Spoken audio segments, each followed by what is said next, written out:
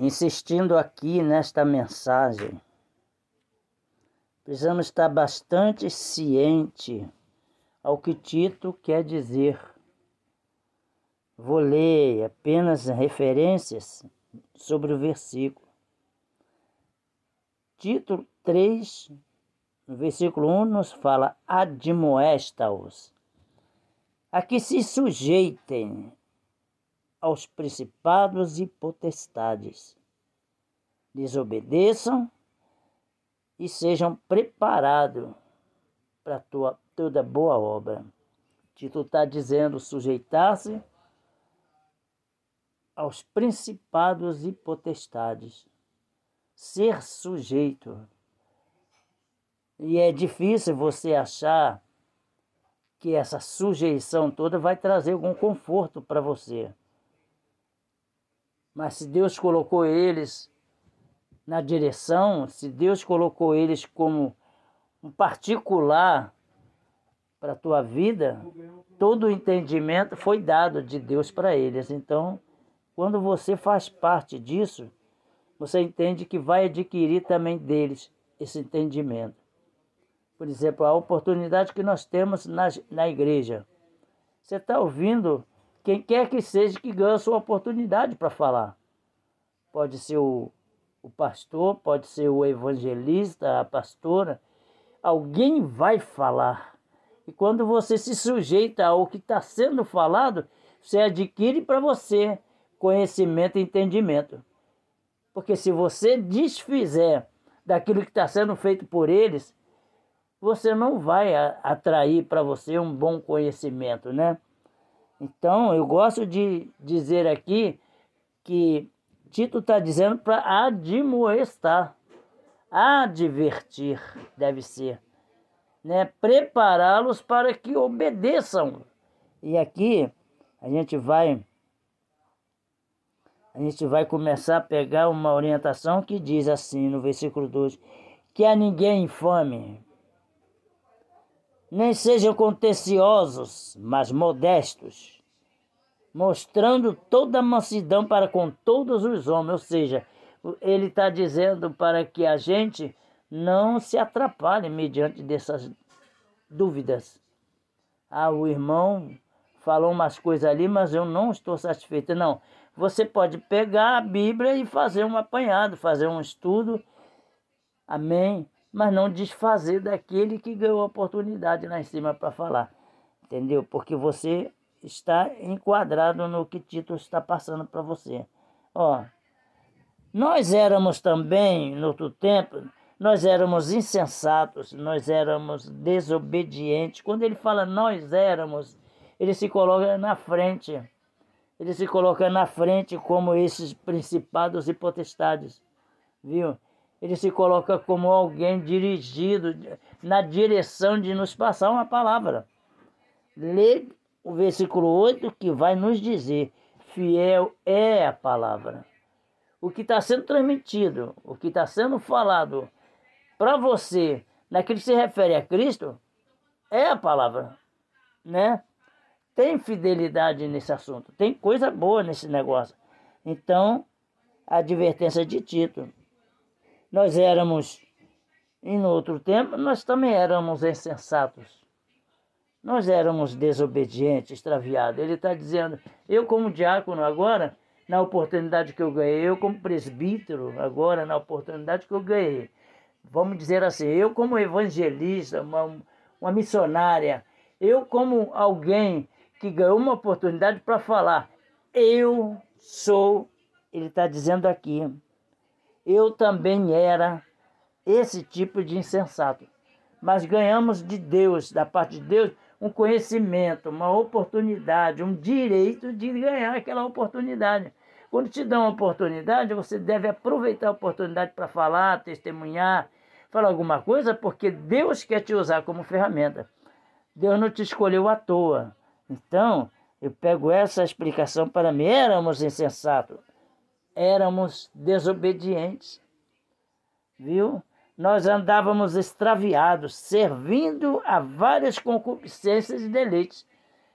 Então, o que o Tito está dizendo aqui? Mas nós agora estamos sobre o conhecimento de Cristo. A gente entende o que Deus quer para nós.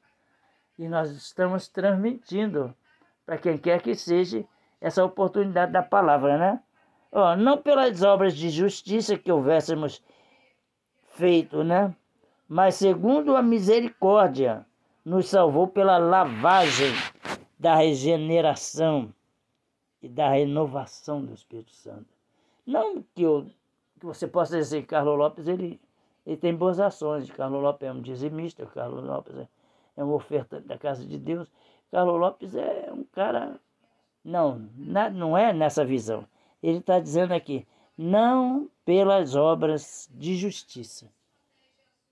Você não vai ver, não vai aceitar minhas palavras para que você entenda que eu sou merecedor de ser ouvido por você porque eu sou assim, eu faço isso. Não é por isso, viu? Ele está dizendo, não pelas obras de justiça, viu? Mas segundo a sua misericórdia, ele nos salvou. Então está aqui, versículo 6.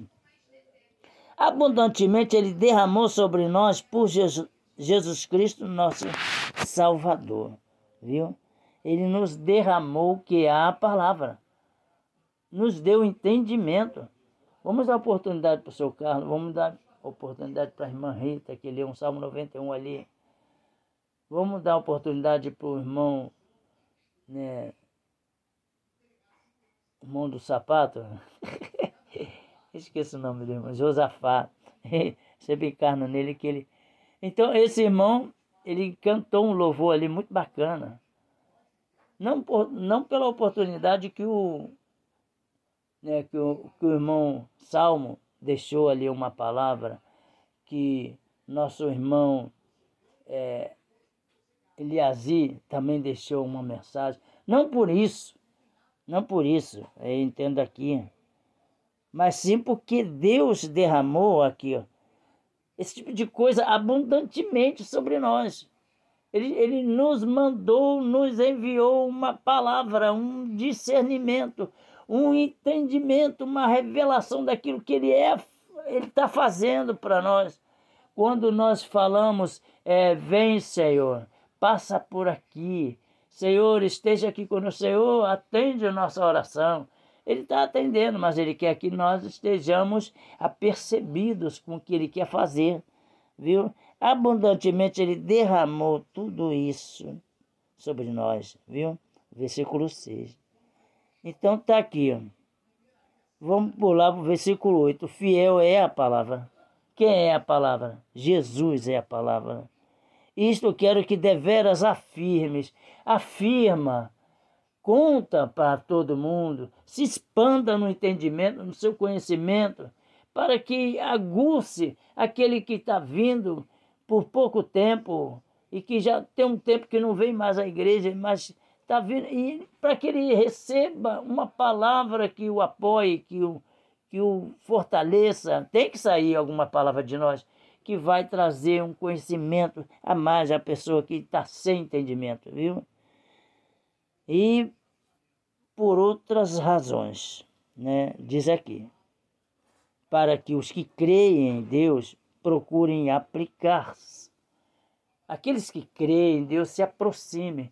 Essa palavra que você está dizendo, essa oportunidade que você ganhou para falar algo da parte de Deus, um testemunho, isso é fiel.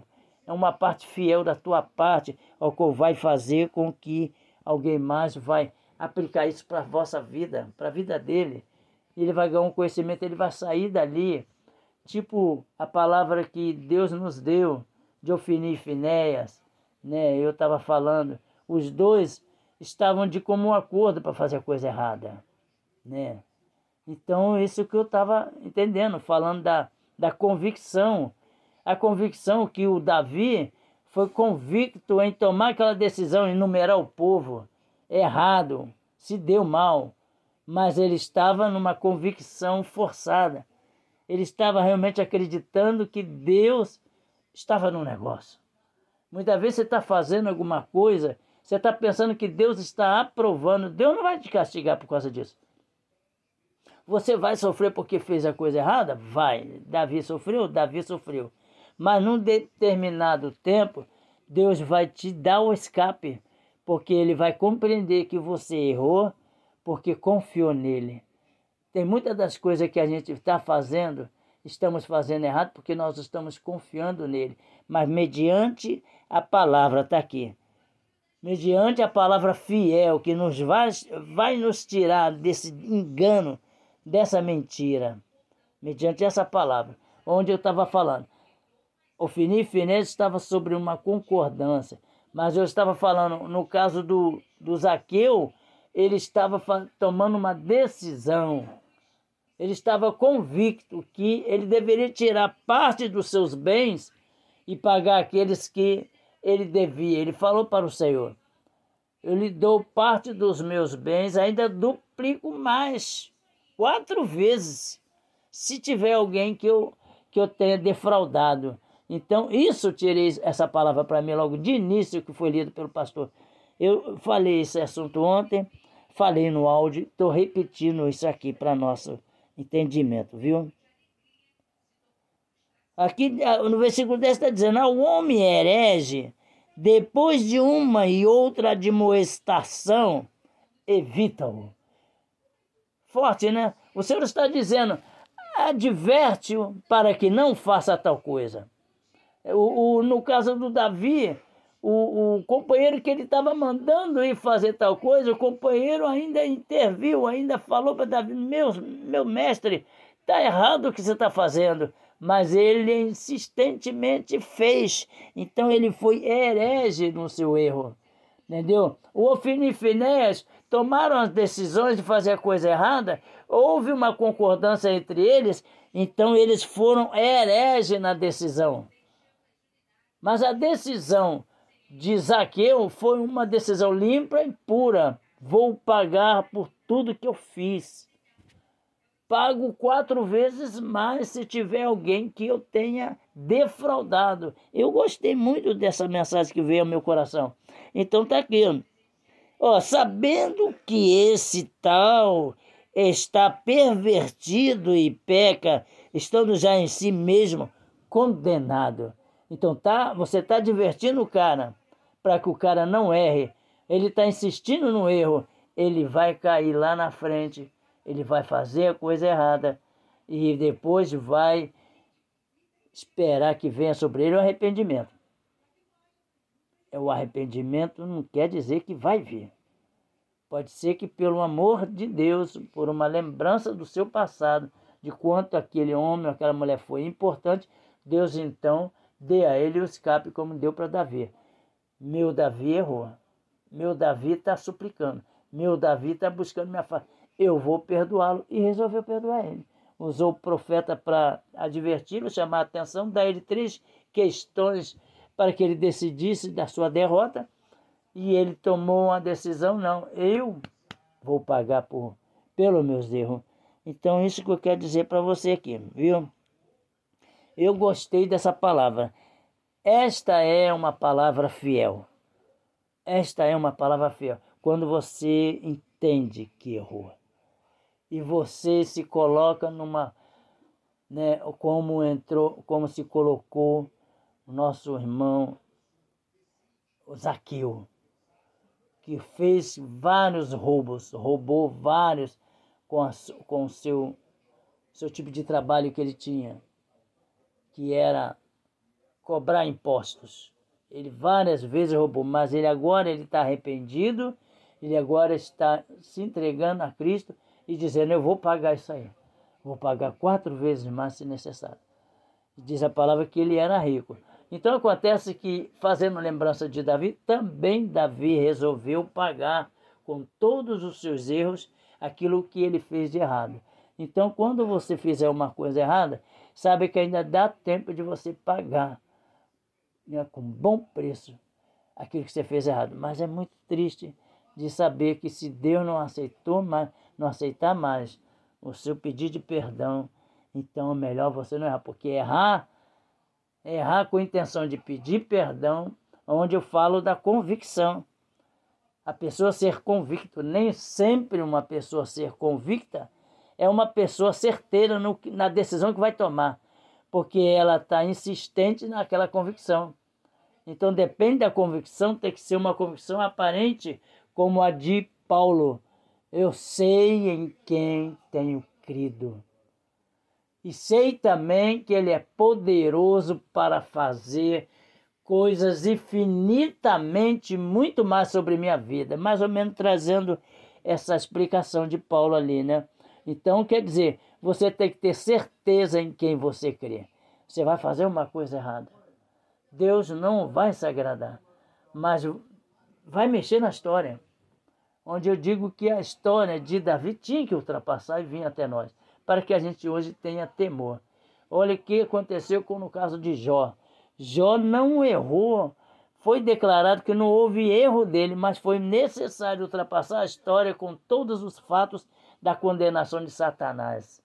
Ele é fiel a ti. Ele é fiel a ti. E se tu tocar nos bens dele, tu vai ver como ele blasfema. Ele não blasfemou até o fim, diz a palavra. Mas diz a palavra que lá no versículo 38 em diante, ele insiste com Deus, ele cobra uma atenção de Deus. E Deus vai chamar a atenção dele, mas vai realmente dar atenção a ele. Então, muitas vezes, você tem que chamar a atenção de Deus para que ele lhe perdoe pelos seus atos, mas que você não peques mais, como você ouviu falar da parte de Jesus falando para uma certa mulher. Vai e não peques mais. Então é isso. Você tem que ser uma pessoa convicta em fazer a coisa certa, em fazer a coisa correta. Mas se você está vendo que está errado, pare de fazer. Viu? Então o versículo 10 chama bastante atenção. Ó. Ao homem herege, depois de uma e outra admoestação, evita ele. Você está chamando a atenção dele. Ele não quer se consertar, está chamando a atenção dela. Ela não quer se endireitar, evita. Sai da frente, sai de perto e pronto. Alguns vão dizer assim, poxa, tu não está perdoando o cara. Não tem mais como perdoar, porque tu já tentou 2, 3 vezes e o cara é aquela mesma pessoa. A mulher é aquela mesma pessoa. Eu gostei muito demais dessa palavra. Então o versículo 11 nos falou, sabendo que esse tal o quê? Esse tal homem herege, não é isso? Sabendo que esse tal está pervertido, viu? E peca, estando já em si mesmo condenado, o versículo está dizendo, sai de perto dele. O versículo está dizendo, evita. Então, que Deus possa nos abençoar. Eu fiquei com o versículo 8. Fiel é a palavra. Isto quero que deveras afirmes, para que os que creem em Deus procurem aplicar-se às boas obras. Estas coisas são boas e proveitosas aos homens. Que coisas? Palavra. Você está atento ao que está sendo dito. Lá de cima do púlpito, por exemplo, da igreja. Faça uma escolha, admoestas, aqui no versículo 1, que se sujeitem. Procure ficar atento ao que o evangelista fala, ao que a pastora fala, ao que o pastor transmite. Procure estar atento, porque foi dado a eles confiança. O Senhor, a palavra nos fala ainda, aleluia, quando eu li aqui, eu gosto de repetir de novo, tá? Eu falei aqui, então eu repito de novo essa palavra que o Paulo disse aqui. Vamos ver aqui. Eita Deus, vamos ver se eu acho aqui. O nosso estudo que nós mandamos lá, mandei lá para o nosso grupo, o nosso estudo ali, que nos falou ali sobre as palavras de Paulo. Eu vou estar lembrando, olha só aqui. O Paulo, ele fala assim. Quer ver? Ah, meu Deus, vamos aqui, tá aqui. O Paulo está dizendo: eu sei em quem eu tenho crido. Aqui ele fala de uma forma Quer ver? Nós vamos procurar lá, 2 Timóteo 1,12. 2 Timóteo 1,12. É bom nós estarmos enquadrados na palavra, porque Deus deu oportunidade para quem quer que seja falar, porque deu também a ele entendimento em tudo. Paulo vai falar isso aqui, 1,12. 1,12 de Timóteo, dizendo: dou graças ao que me tem confortado. A quem? A Cristo Jesus, Senhor nosso. Viu? Timóteo, é 1 Timóteo. Aqui está falando 2 Timóteo 1,12. Eu tô em 1 Timóteo aqui. Mas é na segunda. Mas vamos ler esse versículo 12 que me chamou a atenção. Dou graças ao que me tem confortado, a Cristo Jesus, Senhor nosso, porque me teve por fiel, pondo-me no ministério. Puxa, está enquadrando ou não está com a palavra? Ele te põe por fiel. Agora vamos então a 2 Timóteo, como está nos transmitindo. Capítulo 1, versículo 12 nos fala: por cuja causa, 2 Timóteo 1,12. Por cuja causa padeço também isto, viu? Mas não me envergonho, porque eu sei em quem tenho crido. E estou certo de que é poderoso para guardar o meu depósito até aquele dia. Viu? As letras ali são bem diferentes. Olha só como ele fala. Mas não me envergonho de quê? Viu? Ele está dizendo: padeço também isto. Também estou padecendo sobre essa acusação, sobre esse apontamento, sobre isso que está se levantando contra mim. Mas eu permaneço na minha confiança com Deus. O Davi manteve a sua confiança, por menos que ele achasse, ou que alguém dissesse que ele não tem mais jeito. Ele errou mesmo e acabou. Mas ele manteve a sua confiança. E outros mais que nós dizemos aqui. O Jó manteve a sua integridade diante de Deus. Foi acusado de uma coisa que não fez. Mas ele estava precisando de se acertar com Deus, porque a riqueza, né, é que fazia ele afastar um pouco de Deus, né? Não que ele tivesse afastado de Deus por sua riqueza. Mas é isso, é um pecado você ser rico. É melhor nós sermos ricos com pouco. Diz a palavra que é melhor nós não termos muito e termos um pouco. É que Deus abençoe com essa palavra. Eu quero agradecer. Se você parou um pouco para prestar atenção nas palavras que eu falei ontem, para um pouco para prestar atenção nessa que eu estou falando de novo. Estou falando mais detalhadamente, mais explicadamente o que Deus me deu para dizer. Amém? Que Deus te abençoe. Que Deus te dê graça. Hoje está com mais minutos. Ontem foi com 20 minutos. Hoje está com 23 minutos. Não sei se tu vai aguardar ler isso tudo, mas volta depois e leia.